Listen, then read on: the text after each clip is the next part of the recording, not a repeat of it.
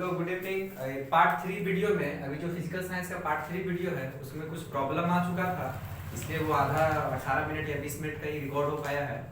फिर से physical science lesson 1 part 4 video लेकर आए हैं हम।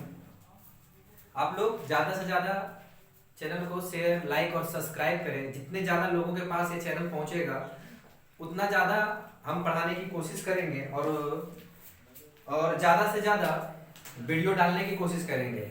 ये जितना भी पढ़ाया जा रहा है सेशन आपका 2021 एग्जाम के लिए और 2022 एग्जाम के लिए, जो नए विद्यार्थी हैं वो भी धीरे धीरे पेन और नोट्स लेकर तैयारी कर सकते हैं। ठीक है, तो आप लोग ज़्यादा से ज़्यादा सपोर्ट करें।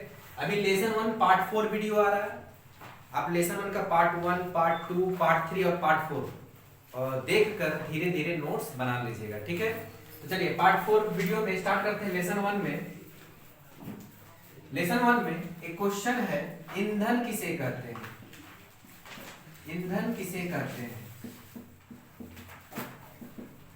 जो लोग ऑनलाइन वीडियो देख रहे हैं, हम धीरे धीरे सारा चीज को क्वेश्चन आंसर विथ नोट्स आपका बनवा दे रहे हैं, ताकि जो भी ऑनलाइन स्टूडेंट देख रहे होंगे उसका नोट्स भी प्रॉपर बन जाए और 2021 एग्जाम दो चाहे 2022 एग्जाम दो उसके लिए इंपॉर्टेंस हो। ठीक है, तो अभी जो 9 से 10 में विद्यार्थी गए हैं वो लोग जरूर से जरूर लाइक, शेयर और सब्सक्राइब कर लें और ज़्यादा से ज़्यादा वीडियो को शेयर करें, दोस्तों को भेजें, व्हाट्सएप के थ्रू दोस्तों को भेजें, क्योंकि यह वेस्ट बंगाल बोर्ड का कोई अभी टीचर यूट्यूब में नहीं पढ़ा रहा है और आप लोग यूट्यूब से पढ़िएगा तो आपका भी भला हो जाएगा और साथ में मेरा भी। ठीक है, चलिए ईंधन किसे कहते हैं? ईंधन देखिए, किसी वस्तु को जलाने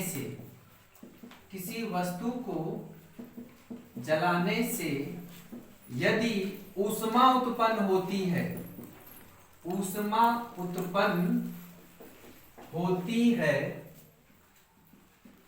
तो उसे ईंधन कहते हैं। ईंधन की सिंपल परिभाषा, कोई भी वस्तु, लकड़ी एग्जाम्पल में लिख लेंगे, जैसे लकड़ी, कोयला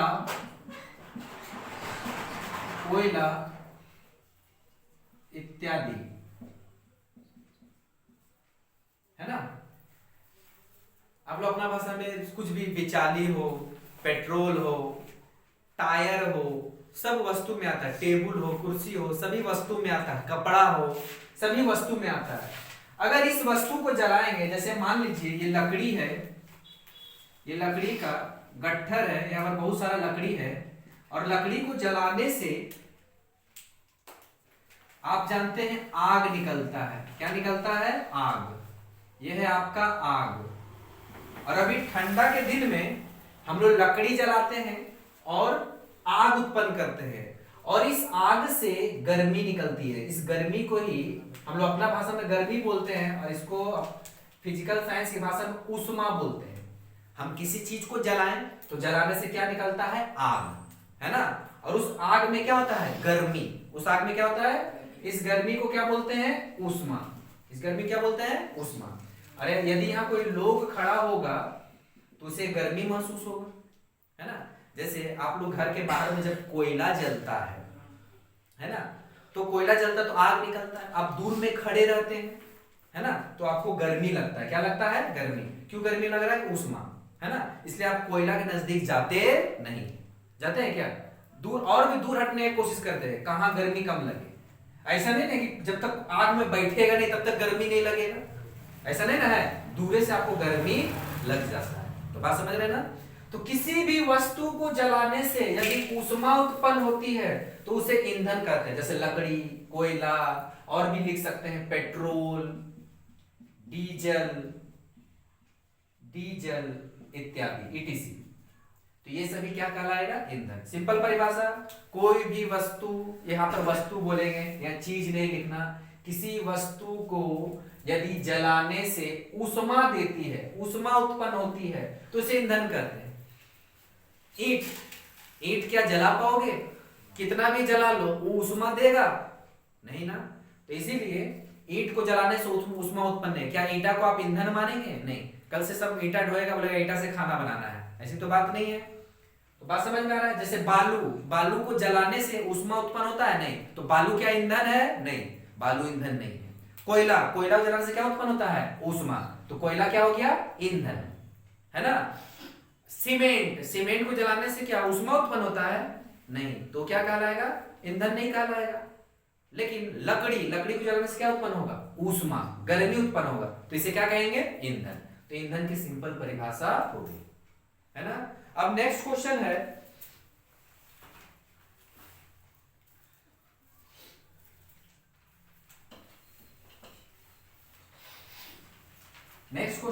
ऊष्मीय मान किसे कहते हैं?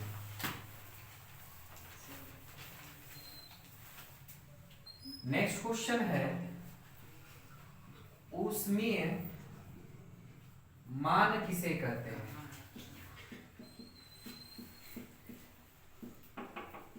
ठीक है, ऊष्मीय मान किसे कहते हैं? किसी चीज को जलाने से, अभी जैसे अभी लकड़ी का उदाहरण दिए, ये लकड़ी को जलाने से आग निकला, और ये आग क्या दे रहा है? ऊष्मा।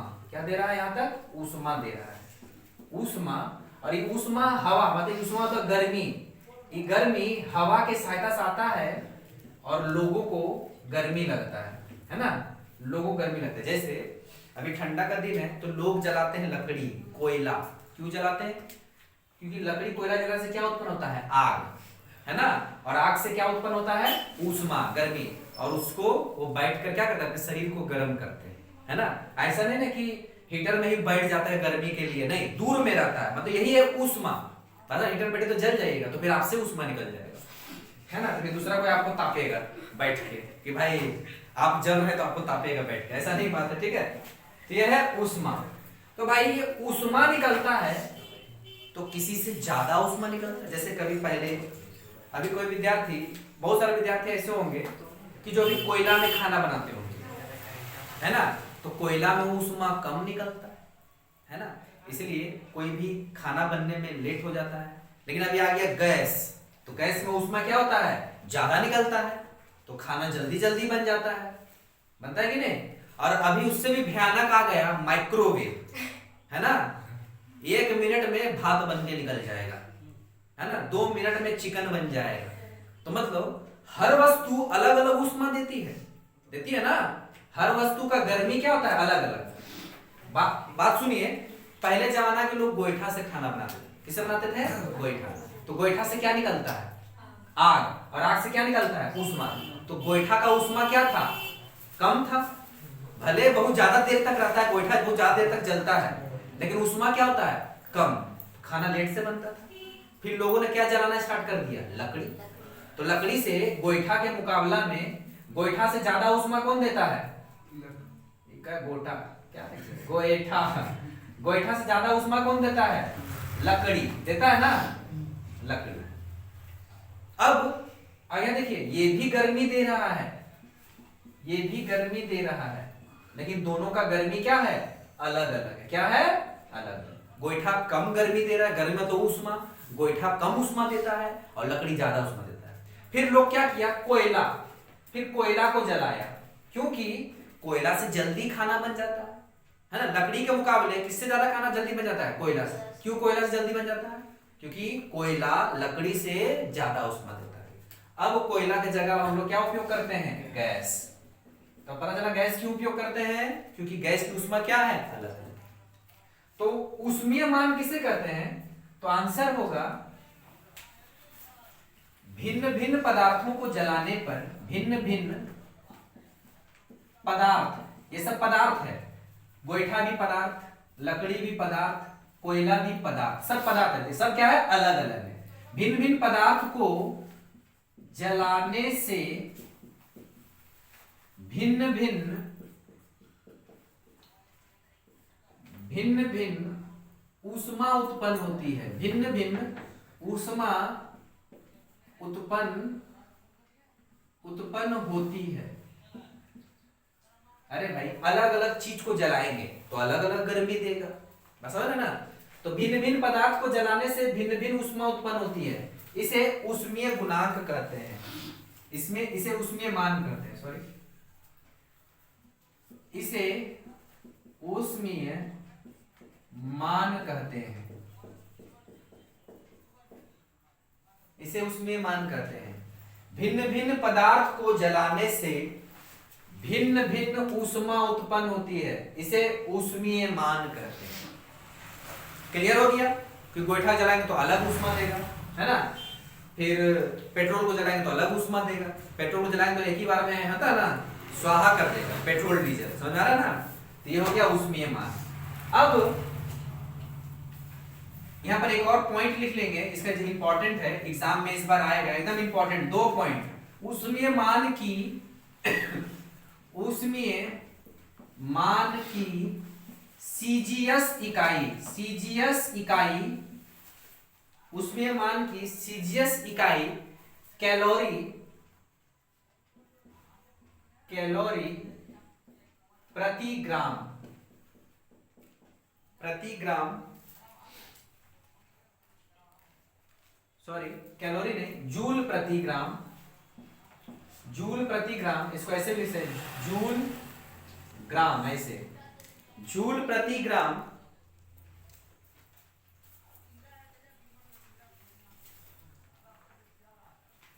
ऊष्मा, ऊष्मीय मान की सीजीएस इकाई जूल प्रति ग्राम है, और ऊष्मीय मान की एसआई इकाई, बस इसमें आगे सिर्फ किलो जोड़ दो, किलो, बाकी यही उतार दो, जूल, किलो जूल प्रति ग्राम, इसको खाली आगे में के जोड़ दिए, के जे जी, मतलब किलो जूल प्रति ग्राम -1 है, बस। ये ऊष्मीय मान की परिभाषा हो गई। ईंधन बताती है, ईंधन किसे कहते हैं? जिस वस्तु को जलाने से, अब जलाएंगे तो उससे ऊष्मा उत्पन्न होगा, गर्मी, तो उसे ईंधन कहेंगे। जैसे पेट्रोल को जला दिए तो आग भी निकलेगा और गर्मी भी लगेगा, आदमी जल जाएगा, फड़फड़ा जाएगा, तो इसको क्या कहेंगे? ईंधन। लेकिन ईंटा को जलाओ, कितनों जलाओ, ईंटा जलेगा ही नहीं। क्या ईंटा में, ईंटा जलकर आपको खाना बना देगा? नहीं, तो ईंटा वो ईंधन नहीं है। तो ईंधन बात समझिए, ईंधन अलग अलग होता है। फिर उसमें मान समझा दिए कि भाई हाँ, यहाँ तो पहला स्टेप में समझे उस ईंधन किसे कहते हैं। ईंधन से क्या निकलता है? ऊष्मा। क्या निकलता है? तो क्या एक क्वेश्चन नहीं आता होगा, कोयला को भी जलाएंगे तो उतना ही गर्मी देगा, और लकड़ी को भी जलाएंगे तो क्या उतना ही गर्मी देगा, है ना? कि गैस को जलाएंगे तो उतना ही गर्मी देगा, हीटर को जलाएंगे तो उतना गर्मी नहीं, सब अलग अलग गर्मी देता है। तो इसलिए उसमें मान कहते हैं भिन्न भिन्न पदार्थ को जलाने से भिन्न भिन्न ऊष्मा उत्पन्न होती है, इसलिए इसे क्या कहते हैं? ऊष्मीय मान कहते हैं। ऊष्मीय मान की इकाई बता दी है ना। अब नेक्स्ट है, नेक्स्ट क्वेश्चन है ज्वलन ताप किसे कहते हैं? नेक्स्ट क्वेश्चन, नेक्स्ट क्वेश्चन, ज्वलन, ज्वलन ताप किसे कहते हैं?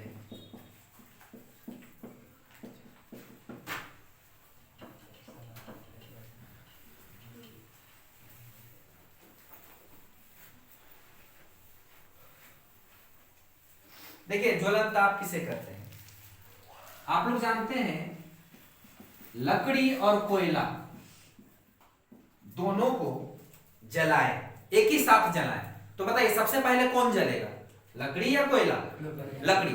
लकड़ी जल्दी जल जाएगा, स्पीड में आग पकड़ लेता लकड़ी, लेकिन कोयला को आग पकड़ने में देर लगता है ना। तो मतलब किसी चीज को जलने के लिए भी ना अलग अलग ऊष्मा का मान चाहिए। जैसे यहाँ परिभाषा देते, ज्वलन ताप किसे कहते हैं? तो भिन्न भिन्न पदार्थों को, भिन्न भिन्न पदार्थों को जलाने के लिए, जलाने के लिए जो न्यूनतम तापमान की आवश्यकता होती है, न्यूनतम तापमान की, न्यूनतम तापमान की आवश्यकता होती है, उसे ज्वलन ताप कहते हैं।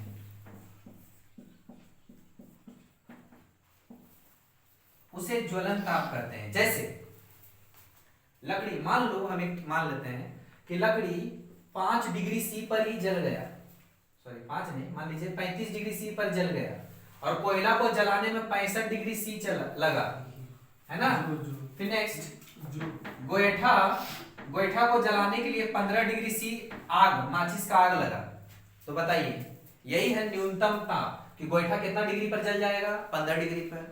लकड़ी कितना डिग्री पर जल जाएगा, 35 डिग्री पर। और कोयला कितना डिग्री पर जलेगा, 65 डिग्री पर। मान लीजिए ये लिखना नहीं है, ये बस एक आइडिया समझाने, परिभाषा समझाना है। तो भिन्न भिन्न पदार्थ, गोईठा, लकड़ी और कोयला क्या है, भिन्न भिन्न है ना, सब एक दूसरे से अलग है। को जलाने के लिए जो न्यूनतम तापमान 15 डिग्री सी क्या है, न्यूनतम तापमान है ना, 15 डिग्री सी क्या है, न्यूनतम तापमान। कि भाई 15 डिग्री सी तक तो जल जाएगा, 16 डिग्री देगा तब भी जलेगा, लेकिन 2 डिग्री देगा तापमान, है ना। एकदम अभी माचिस मिझाया हुआ है, उससे तुम दे रहा है तापमान, तो क्या जलेगा, हाँ नहीं ना। गोईठा को रगड़ रगड़ तो नहीं जला सकते हैं, रगड़ रगड़ किसको जला सकते हैं, लकड़ी जला सकते हैं ना, तो वो न्यूनतम तापमान है। तो भिन्न भिन्न पदार्थ, गोईठा, लकड़ी और कोयला भिन्न भिन्न पदार्थ है ना, भिन्न भिन्न पदार्थ है ना। ये को जलाने के लिए जो न्यूनतम तापमान की आवश्यकता होती है, जैसे गोईठा जलाने कितना तापमान चाहिए, 15, लकड़ी को जलाने कितना चाहिए, 35, और कोयला जलाने कितना चाहिए, 65। ये सब हो गया न्यूनतम तापमान, तो उसे ज्वलन ताप कहते हैं, है ना। 15 क्या सर, 15 पर जलेगा नहीं, 16 पर भी जलेगा, 17 पर भी जलेगा, लेकिन 15 से कम नहीं जलेगा, बस सर 15 से कम। जैसे आप बोल जाते हैं कभी ट्यूशन पढ़ने, तो बोलता है न्यूनतम 300 रुपया फीस लगेगा, हो सकता है आगे 2 महीना में बढ़ा दे, 350 कर दे, 400 कर दे, 500 कर दे, 600, ये बोलते हैं न्यूनतम। न्यूनतम मतलब इससे कम नहीं हो सकता है, फीस 300 से कम नहीं हो सकता, इससे ज्यादा ही होगा, बस समझ रहे ना। तो एकदम ज्वलन ताप की परिभाषा क्या हो गया, भिन्न भिन्न, ये सब गोईठा, लकड़ी, कोयला भिन्न भिन्न क्या है, पदार्थ है। और पदार्थ को क्या करने के लिए, जलाने के लिए जो न्यूनतम तापमान, न्यूनतम तापमान कौन है, मान लो 15 डिग्री सी एक न्यूनतम तापमान, लकड़ी 35 डिग्री सी और कोयला 65 डिग्री सी की जो आवश्यकता होती है, उसे क्या कहते हैं, ज्वलन ताप। ठीक है, हो गया। नेक्स्ट क्वेश्चन है, अब नेक्स्ट टॉपिक के बारे में पढ़ाएंगे, ऊर्जा किस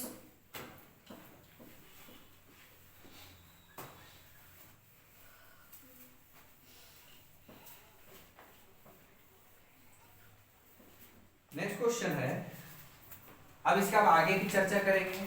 नेक्स्ट क्वेश्चन है, ऊर्जा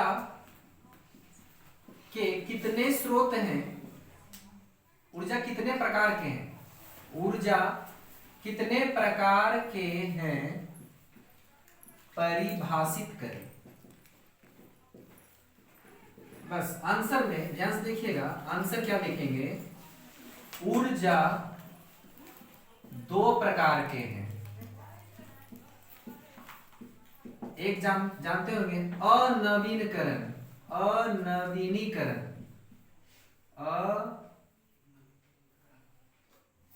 अनवीनीकरण,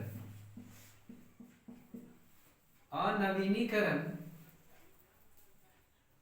या परंपरागत, परंपरागत ऊर्जा। दूसरा नंबर नवीनीकरण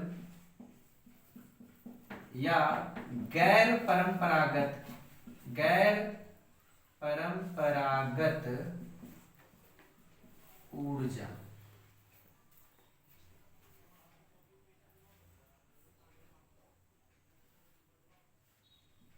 ऊर्जा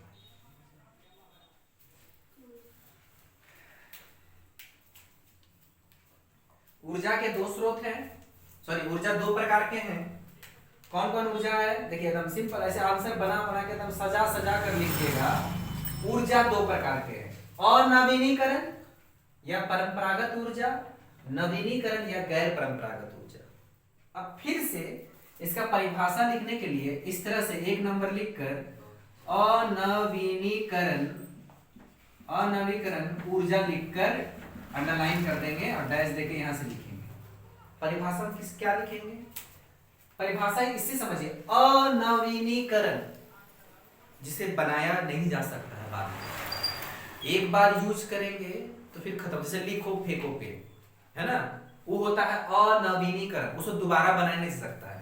लेकिन हम जो नॉर्मल 20-50 रुपए वाला पेन यूज करते हैं, एक बार यूज करने के बाद लीड खत्म हो जाता है तो दूसरा लीड खरीद कर लगा देते हैं, है ना, तो वह नवीनीकरण में आएगा।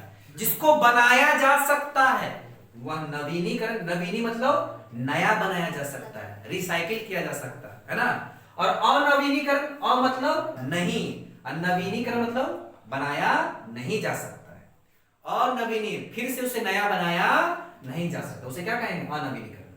जैसे आप इसमें परिभाषा लिखिए, अनवीनीकरण क्या ऊर्जा क्या है, वे ऊर्जा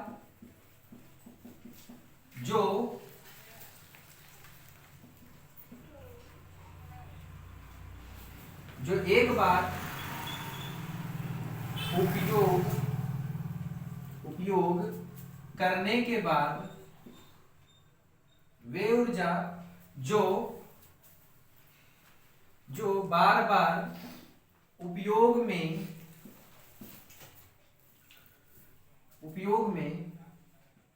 नहीं लाया जा सकता है, और जिसके अत्यधिक प्रयोग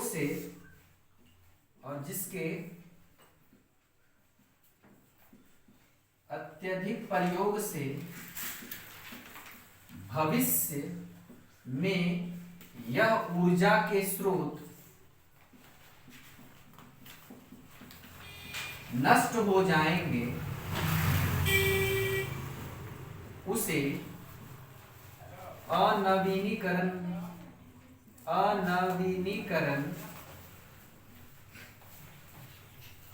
ऊर्जा के स्रोत कहते हैं। एग्जाम्पल, कोयला, लकड़ी, पेट्रोल, डीजल।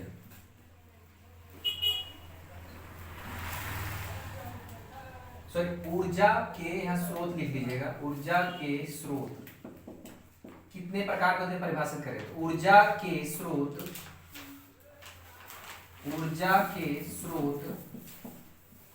दो प्रकार के हैं।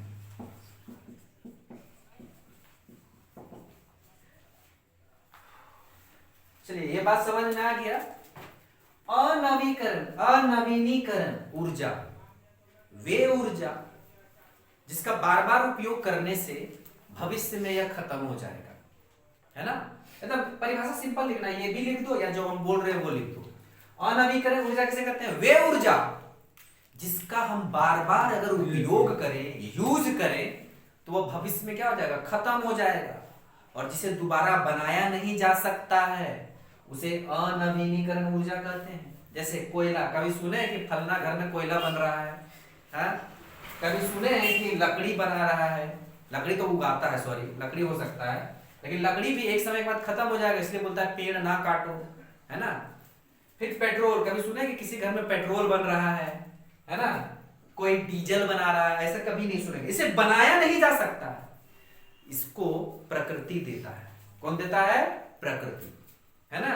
अगर क्वेश्चन देखो इस बार हार्ड बनाएगा तो ये क्वेश्चन दे देगा कि प्रकृति द्वारा कौन कौन से ऊर्जा, प्रकृति मतलब खनिज, ये खनिज से ऊर्जा मिलता है। जैसे कोयला खनिज है, लकड़ी नहीं है, पेट्रोल खनिज है और डीजल खनिज है।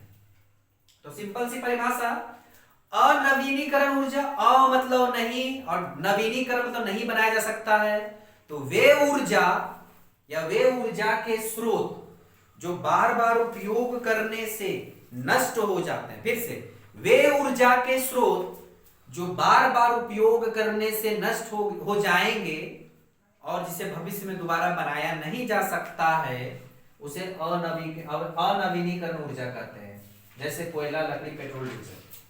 और इसके बाद दूसरा आप लोग लिखिएगा, हम सिर्फ बोल दे रहे हैं, नवीनीकरण किसे कहते हैं, तो वे ऊर्जा के स्रोत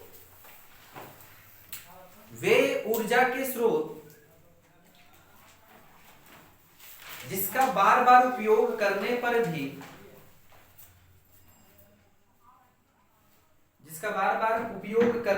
भी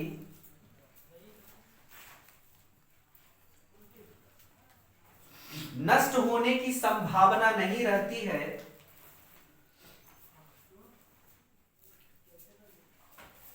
नष्ट होने की संभावना नहीं रहती है, उस ऊर्जा के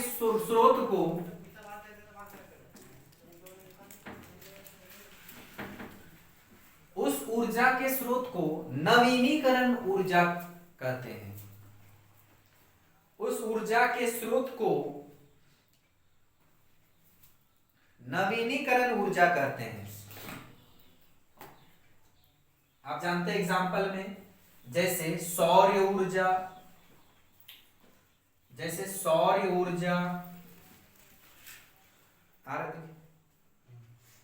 ऊर्जा, पवन